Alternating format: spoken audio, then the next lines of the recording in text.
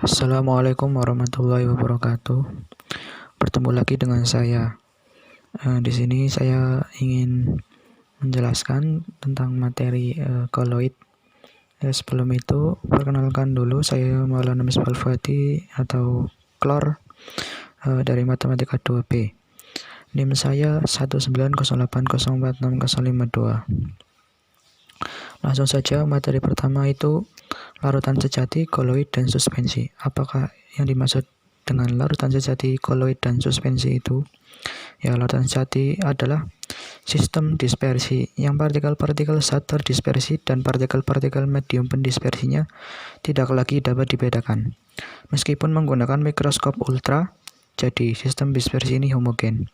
Kemudian suspensi, yaitu sistem dispersi yang terdiri dari partikel-partikel terdispersi yang relatif besar dan tersebar merata di dalam medium pendispersinya. Jadi sistem dispersi tersebut heterogen. Kemudian koloid, yaitu sistem dispersi yang terdiri dari partikel-partikel kecil dari suatu zat yang disebut fase terdispersi dalam fase lainnya yang disebut medium pendispersi. Baik fase terdispersi maupun pendispersi dapat berbentuk padat, cair, dan gas.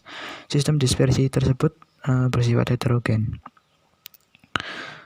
Kemudian selanjutnya itu tentang sifat larutan sejati, koloid, dan suspensi. Yang pertama itu larutan partikel. Perbedaan dari sifat ketiga ini yaitu yang pertama untuk larutan sejati kurang dari 1 nanometer. Yang kedua, koloid itu antara 1 sampai 100 nanometer dan suspensi 3 lebih dari 100 nanometer. Kemudian penampilan fisiknya itu larutan sejati jernih, koloid keruh ke jernih, dan suspensi keruh. Kemudian penyaringan, larutan sejati itu lolos saringan dan membran. Koloid lolos saringan tidak lolos membran, sedangkan suspensi tidak lolos saringan dan membran. Kemudian kestabilan bila didiamkan. Pertama, larutan sejati penyebarannya itu permanen atau tidak terpisah. Kemudian koloid ada kecenderungan mengendap atau sukar terpisah, dan yang terakhir suspensi itu mengendap dengan cepat atau mudah berpisah. Kemudian keadaan campuran bila didiamkan. Perbedaan sifat dari ketiga zat ini yaitu pertama, larutan sejati itu satu fase. Kemudian koloid 2 fase dan suspensi 2 fase juga. Kemudian pengamatan partikel terdispersi. Yang pertama, larutan sejati itu tidak dapat diamati dengan mikroskop ultra. Koloid dapat diamati dengan mikroskop ultra, sedangkan suspensi dapat diamati langsung dengan mata dan mikroskop. Selanjutnya, materi tentang komponen penyusun koloid. Ada dua, yaitu fase terdispersi dan fase pendispersi.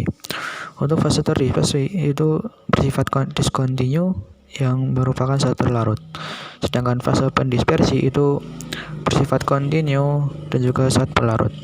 Kemudian jenis-jenis koloid. Yang pertama aerosol. Aerosol ada dua. Yang pertama aerosol padat, yaitu fase terdispersi bersifat gas dan fase pendispersinya padat.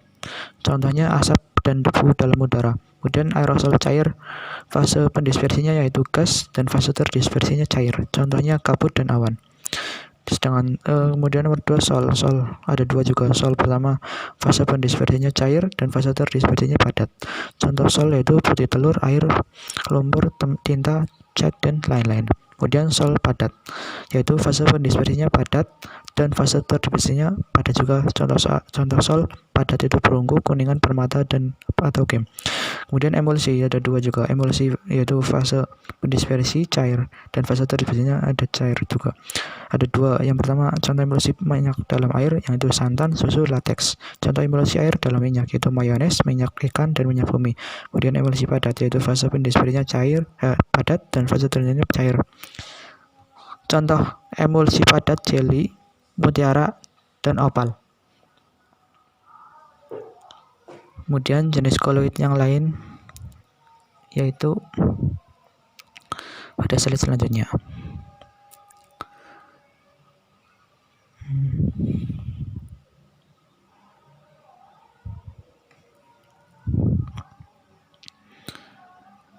Untuk jenis koloid yang lain yaitu puih ada dua. Pertama, buih itu fase pendispersinya cair dan fase terdispersinya gas. Contohnya adalah pada pengolahan biji logam, alat pemadam kebakaran, dan beberapa jenis kosmetik. Kemudian buih padat itu fase pendispersinya padat dan fase terdispersinya gas. Contoh styrofoam, batu apung, spons, dan marshmallow.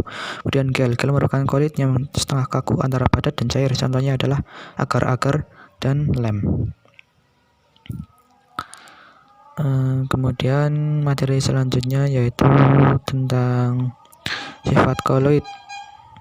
Untuk sifat koloid yang pertama efek Tyndall, yaitu proses penghamburan cahaya pada partikel koloid.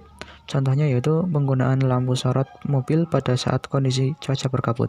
Kemudian gerak Brown, yaitu gerakan partikel-partikel koloid yang senantiasa bergerak lurus tetapi tidak menentu gerak acak atau tidak beraturan. Contohnya susu. Kemudian dialisis, yaitu cara mengurangi ion-ion pengganggu dalam koloid menggunakan selaput semi permeable. Contohnya yaitu pada cuci darah. Cuci darah pada pasien itu termasuk proses dialisis. Kemudian selanjutnya itu ada koagulasi, yaitu penggumpalan partikel koloid dan membentuk endapan. Contohnya yaitu kotoran pada air yang digumpalkan atau ditambahkan oleh tawas sehingga menjadi air bersih. Kemudian elektroforesis, yaitu peristiwa pemisahan partikel koloid yang bermuatan dengan menggunakan arus listrik. Contohnya yaitu cerobong pabrik yang dipasangi logam yang bermuatan listrik. Kemudian koloid pelindung, yaitu koloid yang mempunyai sifat dapat melindungi koloid lain dari proses koagulasi. Contohnya yaitu minyak silikon pada cat dan tinta.